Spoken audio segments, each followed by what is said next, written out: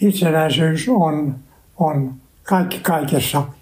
Jos ei ole itsenäistä isänmaata, niin mä en voi kuvitella, mitä se olisi. Suomi ei ole aina ollut itsenäinen, mutta jopa Venäjän vallan aikana Suomi oli suuriruhtinaskunta ja Suomi säilytti silloin Ruotsin vallan. Lait oli voimassa ja muutkin. Että ainoastaan tämä niin sanottu Vallesmann, niin se oli negatiivinen puoli sitten, jota Pohjanmaalla noustiin vastustamaan. Millaisia ajatuksia teillä on Suomen tulevaisuudesta?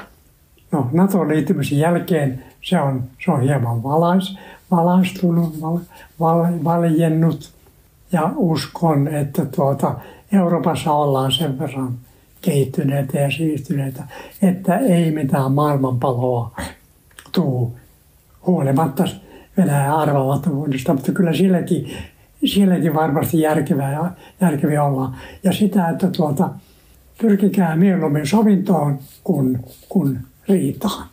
Entä oman elämänkokemuksenne pohjalta, niin millaisia terveisiä tai tsemppejä teillä olisi Suomen nuorisolle?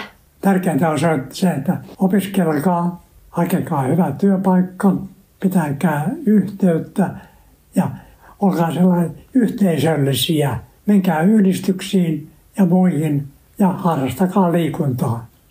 Se on tärkeää. Se on ehkä meilläkin se tärkeää, että ollaan tässä iässä vielä tässäkin kunnossa.